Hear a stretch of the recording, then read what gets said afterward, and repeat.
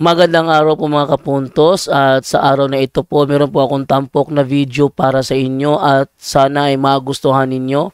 Kaya sa mga bago pa po sa aming channel, please po don't forget to hit the subscribe button at ang notification bell para maging notified kayo sa bawat video na ilalabas ko sa channel na ito. At bilang kahilingan po ng punto por punto team at naway maintindihan po ninyo, sana po wag nyo pong i-skip yung mga ads sa aming mga video. Sa maliit na bagay na po na yan, malaking tulong po yan sa ating programa at sa ating ministry. Sana po maunawaan po ninyo. Maraming salamat po, kaya wag na po natin patagalin. Simulan na po natin.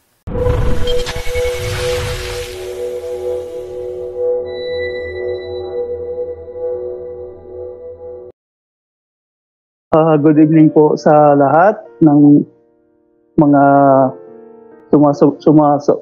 subaybay sa punto por punto, sa mga kababayan natin saan man tayo sa sulok ng mundo.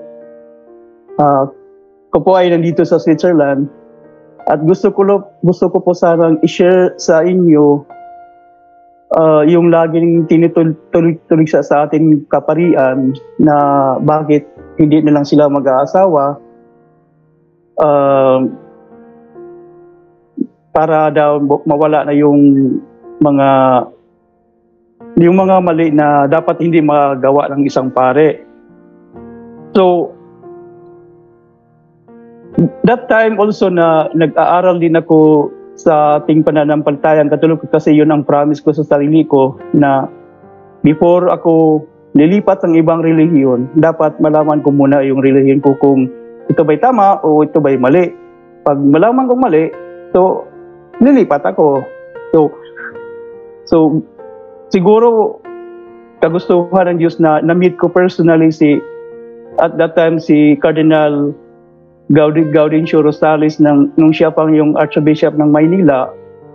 Nagpunta siya rito sa Switzerland that time kasi meron siyang inulunsad na parang fundraising. Hindi ko makalimutan yun. That was 2009. Kasi ako yung nagsaserve sa kanya. Ako yung sakristan niya. Yung barya mo para sa mahihirap. So, nagkaroon ako ng chance na itanong ko din sa kanya personally na hindi ko sana dapat itanong, pero hindi ko alam kung bakit na itanong ko yun sa kanya. So, nung last 2 weeks ata yun, yung sa punto por punto, yung mga pumasok doon na nagtatanong kung bakit hindi daw ang mga pari natin nag-aasawa at saka ito ay aral ng demonyo. Yun ay hindi na bago sa akin yun kasi pinag-aralan ko na din yun at saka alam ko na kung paano yun i-refute din kasi hindi lang nila talaga naunawaan ng maayos ang Biblia. At saka mali-mali din ang unawa nila, mali-mali din ang interpretation nila sa Biblia. So, that time na nagpunta si Cardinal Gaudencio Rosales dito sa Switzerland, nagkaroon talaga ako ng pagkakataon na nag one-on-one talaga kami na hindi ko ako makapaniwala na at that dinner table na pagkatapos naming naghapunan, naitanong ko sa kanya, bakit hindi natin payagan na mag-asawa ang ating mga kaparian, kasi yun yung mga time na maraming issue about sa ating mga kaparian. So, tinatanong ko talaga yan sa kanya. So, sabi ko, His Eminence, pwede bang magtanong about sa doctrine natin kung bakit mga kaparian natin na hindi nilang payagan natin na mag-asawa. At sabi niya sa akin at that moment, mabuti at tinanong mo yan sa akin. Kasi hindi mo alam na there was a council na nangyari nung hindi pa siya nagretiro. Lahat ng mga bishop sa buong mundo, nag-gather sila sa Vatican, and then they meet. Nagkaroon sila ng council that was, I think, still Pope Benedict pa. So, nag-meeting sila about kung ano ang gagawin, kung solusyon ba talaga sa mga kaparian na payagan na lang mag-asawa. Kasi ang simbahan naman ay merong authority to bind and to loose. Yun ang sabi niya sa akin. So, meeting sila, but before that meeting, they pray the Holy Spirit to guide them kung ano yung come out ng kanilang meeting about sa issue na ganun. Tapos sa kalagitnaan ng council nila, ng lahat ng mga bishop sa buong mundo, lahat sila nagkaroon ng suggestion na bakit hindi natin itanong at pag-aralan natin yung mga kapatid nating mga Coptic, Catholic, Orthodox na mga pari na may asawa, kung ano ang advantage at saka disadvantage sa pari na may asawa. So, doon ako naganahan dahil na-connect na yung mga verses at talagang biblical naman talaga yung pagiging single ng ating mga kaparian. Katulad ni St. Paul, kasi one time na diskusyon nila ko ng isang INC dati, ginamit niya yung 1 Timothy 3:2 sa akin, asawa ng isang lamang babae, pero ang tanong ko doon sa kanya kung absoluto ba yun. Sabi niya, hindi, kasi kung absoluto yun, unang matatamaan doon si Jesus at saka si St. Paul mismo.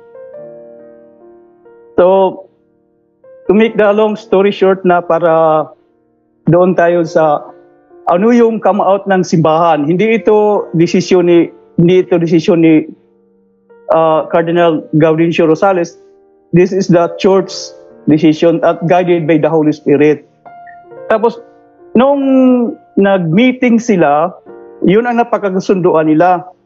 So, tinatanong nila, yung pinag-aralan nila, muna, yung mga kapatid nating mga Coptic, saka mga Orthodox na may asawa na may pamilyang pare. So, further to the study, they found out na hindi pala solusyon talaga na mag-aasawa ang ating kaparian. Especially sa atin sa Latin Rites Catholic, kasi yung mga pari natin ay hindi nag-i-stay sa isang lugar. Halimbawa, si Father Darwin, galing sa Loon, after 5 years, lipat siya sa Valencia. So after 5 years, lilipat na naman siya sa ibang parokya. So, ang unang maapektuhan yung asawa at saka mga anak. And then, binigyan niya ako ng mga mangyayari talaga kung ang isang pare ay may pamilya. Unang-una, paano kung ang asawa ng isang pare ay maluho? Malaking isipan sa kanila, kasi nga imbis ang pari mag-focus siya sa kanyang ministry to serve God, hindi na siya makafocus dahil yung isip niya ay nandoon na sa kanyang pamilya. Imbis na yung pera na para sa mga itutulong sa mahihirap ay para sa mga mahihirap, ito ay magagawa niyang maibigay sa kanyang asawa, sa kanyang pamilya, dahil nga sa mangyayari talaga yan na may isang asawa na maluho at saka ang mga anak. And then another point na they found out, kung yun ngang may asawa na, nagkaroon pa nga ng iba, so mas lalong na worse yung nang mangyayari, mas more evil thing kung ang pare magkakaroon ng asawa. Although hindi naman talaga pinagbawal yun, pero ang point dito is kailangan ng discipline, yung celibacy talaga. Yun ang sinabi niya sa akin. Nakikinig ako sa kanya harap-harapan at sinabi niya talaga sa akin na yung mga mangyayari. At saka another pang mangyayari, paano kung anak ng anak ang pare? Alam naman natin na bawal yung mga contraceptive sa atin simbahan. Kung aabot niya ng 10 ang anak niya, hindi na siya lalong makafocus sa ministry niya na as a pari. Halimbawa, sinabi niya, paano yung mga missionaries priest natin na i-assign sa mga malalayong lugar? Halimbawa, doon sa Brazil, sa mga Amazon places, yung mga sa Papua New Guinea, yung mga katulad yung naikwenta mo kayo na Brother doon na mga sa island na mga extreme talaga na hindi naabot ng Kristyanismo. May mga paring gano'n na dumating sa mga pina-assign doon. Paano yung pamilya nila? Iiwan nila. So, binigyan niya ako ng example that time na isang halintulan niya ng mga katulad nating mga OFW na marami tayong naririnig na broken talaga yung family nila dahil sa malayo sa isa't isa, kasi darating talaga ang panahon na yung mga anak at asawa hindi nasasama kung saan ma-assign ng isang pari. Kaya nga hindi nag-grow yung Orthodox at saka Coptic dahil kung saan sila na-assign, doon lang sila forever eh. Hindi katulad sa atin, sa Latin rites na hindi mag-i-stay sa isang lugar. Yun ang kaya nung nakita nila na hindi pala talaga solusyon ang pagiging may asawa ang isang pare, kaya the Holy Spirit also guide them na talagang i-implement talaga ang disiplina. So, kung ang isang pare na gusto talagang mag-asawa, malaya naman siyang mag-asawa, yun nga lang, lumabas siya sa pagiging isang pare. Kasi nga, imbis na yung ministry niya, ang focus niya para sa Diyos, ito ay hindi lang mahati, talagang mawawala dahil nga doon sa mga circumstances ng mga nakikita nila sa pag-aaral nila. Kaya, the decision, lalo akong naganahan, na-diff yung yung belief ko sa atin, at saka madali lang yan i-refute yung mga nagtuligsa sa ating mga kaparian na bakit hindi daw na lang mag-asawa. No, hindi yan ang solusyon. The only word na laging pinaulit-ulit niyang sinabi sa akin, please pray for us. Ipagdasal natin ang ating mga kaparian na sana malayo sila sa tukso. Kasi the decision come out na itong ministry na to ay para sa Diyos, kasi yun naman talaga ang sabi ni Jesus din sa Mateo 19:20 na dito sa kategory na sinabi niya na, and the other do not marry for the sake of the kingdom of heaven. Let him who can accept this teaching do so. Kaya sana makatulong itong kunting nalalaman ko sa mga kababayan nating Katoliko na medyo hindi pa na-deep yung pag-study about our Catholic faith, about especially sa mga kaparian natin na laging tinutuligsa ng mga ibang relihiyon na bakit hindi nilang mag-asawa. Kasi talagang pinicture out talaga niya sa akin ang mangyayari. Lalo paano kung ang isang pare, yung asawa nga niya, yung maluho, gusto ko to. Hindi na siya makapokus sa ministry niya. So, we need discipline. Yun ang nasabi niya sa akin, at yun ang come out ng kanilang council na we have to do the discipline and encourage sa mga tao na hindi lang lagi tayo nagsasabi sa kanila nga, please pray for us, Father. Kailangan ipagdasal natin ang ating mga kaparian para sila ay magtagumpay sa kanilang misyon. Kasi biblical naman talaga ang ang mga pare natin na hindi sila nag-aasawa for the sake of the kingdom of heaven. Sana itong kunting kaalaman ko makapagbigay ng kunting kaalaman, idea, at saka paano i-refute yung mga taong nag-ulisa sa atin na ito daw ay aral ng demonyo. No, nagkamali lang sila sa kanilang pag-aaral sa Biblia. Mas lalong demonyo kung mangyayari yung mga talagang nangyayari sa realidad na nangyayari. Mas lalong demonyo yung imbes na akala mo yun lang, yun ngang may asawa na nagkaroon pa nga ng iba.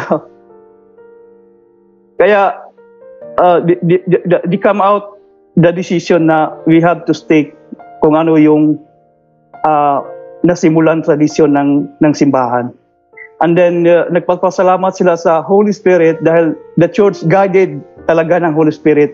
Walang duda yan. Kaya ang sabi niya sa akin, sana ma-share mo ito. Hindi ko yun nakalimutan, sinabi niya sa akin, sana ma-share mo itong sinabi ko sa iyo sa mga tao na we need your prayers para sa amin. Thank you, Brother Jando, sa pagkakataon na binigay mo sa akin. Kasi nung last week nga, talagang kahit nasa trabaho ko, gusto kong pumasok doon kasi gusto ko silang i-refute na no, hindi ganun. Hindi ganun yung aral ng Katoliko at hindi totoo yung mga aral nyo at binibintang nyo sa aming kaparian. Dahil mas marami palang kaso ang ibang pastors actually. Kasi may nag-aaral dyan na mas marami pa pala silang kaso sa mga ganon kaysa ating kaparian. Hindi lang ito na vulgar, pero they found out that the pastors na marami pala silang kaso na mas malala pa na hindi lang na-record. Kaya ako ay nagpapasalamat sa pagkakataon sa programa din sa Punto por Punto na ma-share ko ito na hindi ko talaga makalimutan yung sinabi sa akin ni Cardinal Gaudencio Rosales that time na we need your prayers para sa amin. Maraming salamat, Brother Jando.